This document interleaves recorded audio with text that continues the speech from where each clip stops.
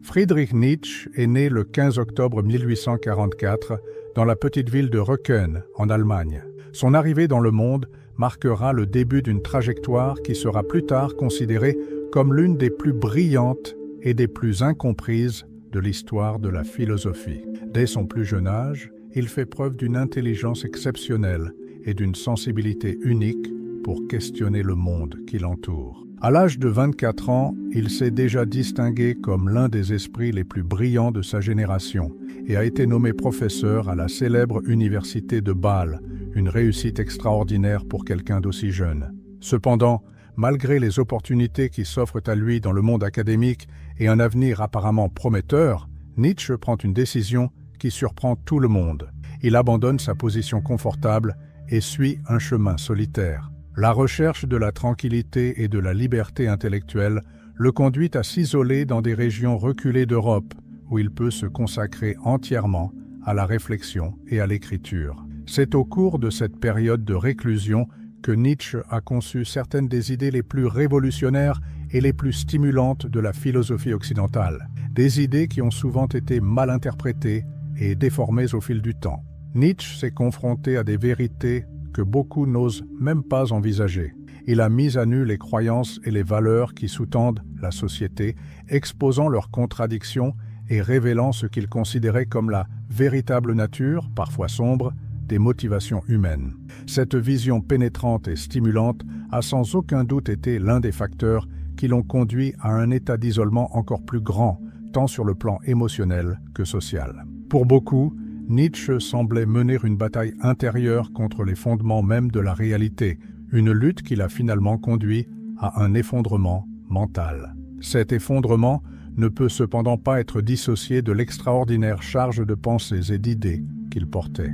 Nietzsche était confronté à des vérités si complexes et si dérangeantes qu'il aurait été presque impossible pour un individu de supporter seul ce poids. En dévoilant les masques et les illusions de l'existence, il s'est confronté directement à l'essence de la société, de la nature humaine et du cosmos dans son ensemble. Cette confrontation l'a placé dans un état de vulnérabilité extrême, car il n'y a pas de plus grand défi que de remettre en question ce qui, pendant des siècles, a été considéré comme indiscutable. Parmi ses réflexions les plus célèbres, on trouve cette affirmation dérangeante « Dieu est mort et nous l'avons tué ». Cette phrase, souvent mal interprétée, n'était pas une attaque directe contre la religion, mais une prise de conscience de la perte de sens des structures de valeurs traditionnelles dans le monde moderne. Ironiquement, Nietzsche était issu d'une famille profondément religieuse, fils et petit-fils de pasteurs luthériens. Cette origine contrastait fortement avec la direction que prit sa vie, puisqu'il commença à rejeter les fondements du christianisme et à remettre en question la moralité qui en découlait. La vie de Nietzsche a été marquée par une rébellion intellectuelle qui remettait en question les conventions et les traditions. Malgré son génie, il a eu du mal à se rapprocher des gens. Ses livres ont rarement été bien accueillis de son vivant et il a souvent été confronté à la critique et à l'incompréhension. Pourtant, il a continué à écrire, croyant en la capacité de ses idées à transformer la façon dont les gens voient la vie et se voient eux-mêmes. Au centre de sa philosophie se trouve l'idée que la vie doit être vécue selon ses propres termes, sans se fier à des idéaux inatteignables ou à une vision utopique de l'avenir. Pour Nietzsche, le présent est tout ce que nous avons, et chaque moment est le résultat d'une équation complexe de facteurs uniques. Selon lui, il est vain d'essayer de modeler la vie en fonction de normes idéales, car ces normes n'existent pas dans le monde réel. Il encourageait plutôt les gens à accepter la vie telle qu'elle est, avec toutes ses imperfections, et à vivre pleinement le moment présent. La vision de Nietzsche était radicale et transformatrice. Il pensait qu'idéaliser la vie revenait à s'emprisonner dans une cellule mentale, en créant des attentes impossibles qui conduiraient inévitablement à la frustration. La véritable liberté, selon lui, réside dans l'expérience directe de la vie, sans filtre ni jugement imposé par des idéaux extérieurs. Pour lui, vivre la vie est plus important que d'en rêver. Lorsqu'on évoque Friedrich Nietzsche, l'un des premiers concepts qui vient généralement à l'esprit est celui du nihilisme. Ce terme, souvent associé aux philosophes, est souvent compris de manière superficielle, comme s'il s'agissait d'une simple négation des valeurs ou d'une invitation au désespoir. Or, Nietzsche ne s'est pas contenté d'explorer le nihilisme, il l'a critiqué et redéfini en profondeur, transformant notre perception du sujet. Pour lui, le nihilisme représente une étape nécessaire dans le processus de déconstruction des valeurs traditionnelles, mais pas une destination finale. Nietzsche pensait qu'il était possible de dépasser le nihilisme et de trouver de nouvelles significations à l'existence, basées non pas sur des idéaux extérieurs, mais sur une appréciation plus complète de la vie. L'une des principales critiques de Nietzsche portait sur la manière dont, au cours de l'histoire, la philosophie et la culture occidentale ont souvent dévalorisé les émotions, les désirs et les expériences sensorielles au profit d'idéaux abstraits ou de perfections inatteignables. Selon lui, ces idéaux, souvent présentés comme supérieurs, refoulent ce qu'il y a de plus vital et de plus humain en nous. Pour Nietzsche, toute idée ou valeur qui nie la vie, les émotions ou les instincts humains, est une sorte d'idole qu'il faut démasquer et vaincre. Les idoles en question, selon Nietzsche, peuvent être comprises comme des idéaux parfaits ou des valeurs absolues qui nous empêchent de vivre pleinement. Ces idoles peuvent se trouver dans des systèmes religieux, philosophiques ou culturels qui présentent des normes de comportement et de pensée censées être suivies à la lettre. Pour mieux comprendre la critique de Nietzsche, il est utile de le comparer à Platon, le philosophe qui a introduit le célèbre mythe de la caverne. Platon soutenait que nous devions quitter la caverne, rejeter nos passions et nos désirs à la recherche d'une lumière supérieure, représentée par la raison et l'idéal. Nietzsche, quant à lui, proposait une approche opposée. Il suggérait que nous restions dans la caverne et que nous apprenions à apprécier l'obscurité, les ombres et les expériences sensorielles qui s'y déroulent. Nietzsche pense qu'il faut aimer la vie pour ce qu'elle est, avec toutes ses imperfections et ses contradictions. Il rejetait l'idée que seul l'idéal a de la valeur, affirmant que ce type de pensée nous conduit à mépriser la vie elle-même. Au fil des siècles, on nous a appris à n'apprécier que ce qui transcende le monde matériel, comme si les désirs et les émotions n'avaient aucune importance ou n'étaient pas dignes d'intérêt. Pour Nietzsche, cette mentalité crée une division artificielle entre le réel et l'imaginaire, nous enfermant dans un cycle d'insatisfaction et de déni de la vie. Nietzsche a également critiqué le genre de nihilisme qu'il considérait comme une conséquence directe de l'adoration des idoles. Il décrit le véritable nihiliste comme quelqu'un qui, au nom d'un idéal ou d'un principe absolu, nie la réalité et ses propres sentiments. Ce genre de nihilisme n'est pas une absence de valeurs, mais un abandon à des valeurs extérieures qui nous éloignent de notre propre essence. La personne qui vit selon ces valeurs cesse de vivre sa propre vie pour suivre un ensemble de règles qui l'empêchent de se connecter à ses désirs et à ses souhaits les plus authentiques. Pour Nietzsche, ces idoles prennent souvent la forme de modèles religieux ou moraux qui catégorisent la vie en termes de bien et de mal, de bon et de mauvais.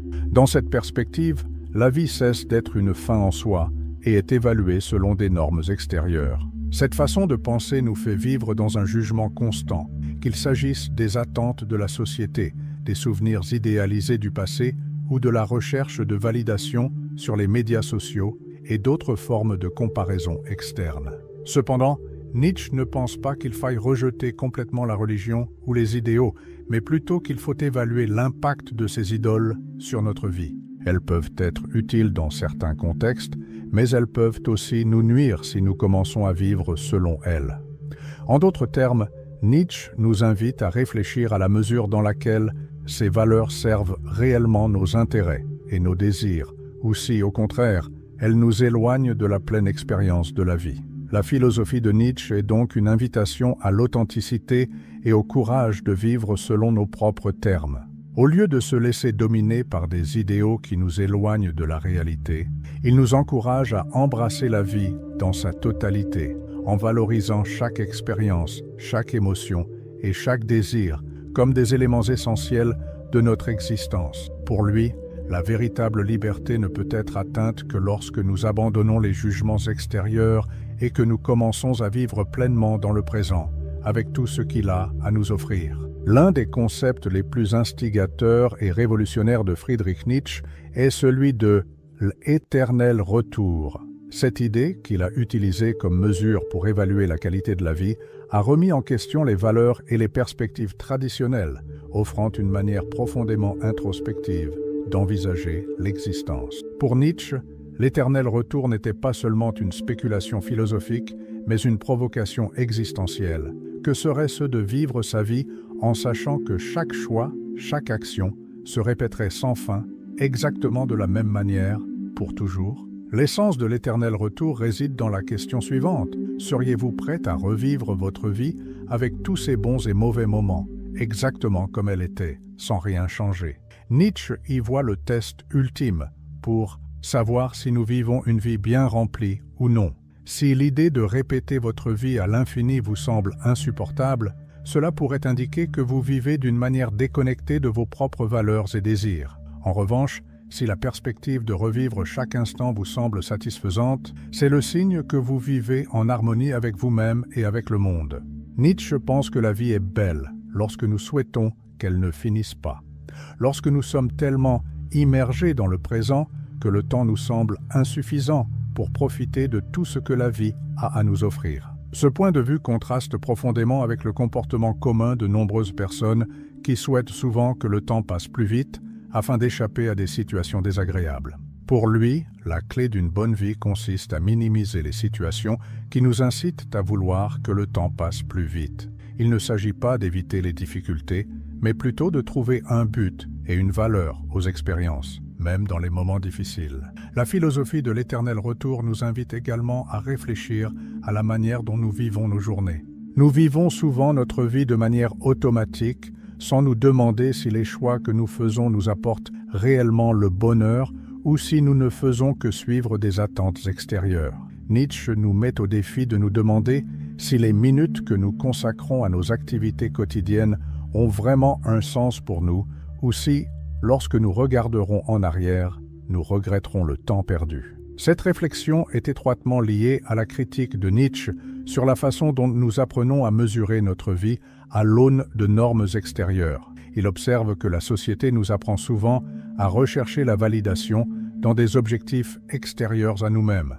Obtenir la meilleure note à un examen, parvenir à une position professionnelle prestigieuse, acquérir des biens matériels qui symbolisent le succès. Ces critères nous éloignent de ce qui compte vraiment, l'expérience personnelle, les émotions et les sentiments qui surgissent à chaque instant de notre vie.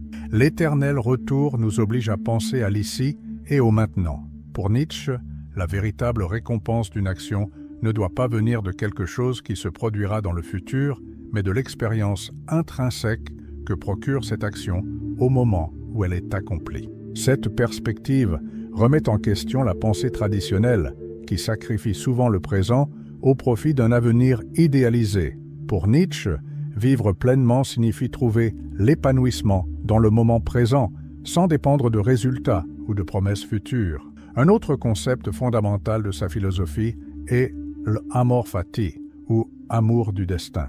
Ce principe reflète une acceptation radicale de la vie telle qu'elle est, y compris ses aspects difficiles et imparfaits. Nietzsche soutenait que nous devrions aimer non seulement les bons moments, mais aussi les difficultés et les contradictions, car ce sont elles qui façonnent notre existence. Il reconnaît qu'il n'est pas toujours possible de tout aimer, mais il affirme que nous devrions faire de cet amour de la vie la règle et non l'exception. L'amour fati n'est pas la résignation ou la passivité face aux circonstances. Au contraire, c'est une invitation à embrasser la vie avec courage et enthousiasme, en reconnaissant qu'elle a une valeur intrinsèque, même lorsqu'elle ne répond pas à nos attentes. Pour Nietzsche, c'est cette acceptation du destin qui permet de dépasser le nihilisme et de trouver un sens dans un monde où il n'y a pas de garantie ni de vérité absolue. La philosophie de l'éternel retour et de l'amor fati exige une force d'âme, tant mentale qu'émotionnelle. Elle nous met au défi d'abandonner la recherche d'une perfection inaccessible et d'accepter la vie dans toute sa complexité. Au lieu d'essayer de modeler le monde selon nos désirs, Nietzsche nous encourage à trouver la beauté et la valeur dans ce qui existe déjà, en apprenant à vivre en harmonie avec le flux imprévisible de l'existence. En proposant ces idées, Nietzsche nous offre une vision profonde et transformatrice de la vie.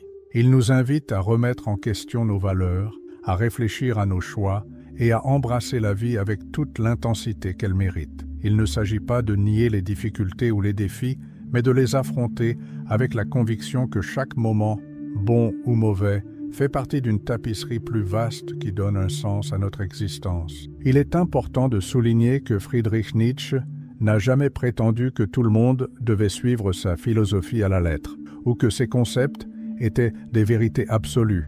Au contraire, il pensait que chaque individu devait embrasser la vie dans son intégralité, accepter ses désirs et ses aspirations et chercher à les réaliser authentiquement, sans laisser des règles extérieures ou des idéaux inatteignables limiter son chemin.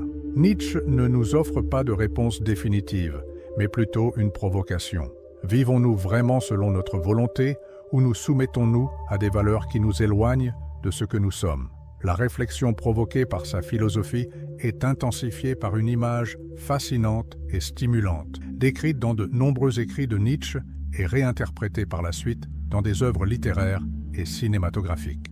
Imaginez qu'un démon apparaisse devant vous et vous déclare « Cette vie que vous avez vécue, exactement comme vous l'avez vécue jusqu'à présent, va se répéter un nombre incalculable de fois, avec les mêmes événements, dans le même ordre, pour l'éternité. Rien ne sera nouveau, tout sera répété à l'identique. » C'est le cœur du concept de l'éternel retour, mais aussi une invitation à l'introspection. Comment réagiriez-vous à cette idée? La perspective de revivre éternellement votre vie serait-elle un réconfort ou un supplice? Cette question nous met face à nos choix, nos actions et nos regrets. L'éternel retour n'est pas une théorie abstraite, c'est un miroir qui nous oblige à nous confronter à la qualité de notre vie. Il nous met au défi de considérer chaque instant comme s'il était éternel, d'agir de telle sorte que nous puissions regarder en arrière sans regret. Nietzsche pensait que cette perspective pouvait nous conduire à une existence plus consciente et plus significative, dans laquelle chaque action est chargée d'une valeur intrinsèque. Un autre aspect fascinant de sa philosophie est son analyse de la morale. Nietzsche s'interrogeait « Qui décide de ce qui est bien ou mal ?» Il considère la morale comme une construction humaine, souvent motivée par ce qu'il appelle la force réactive.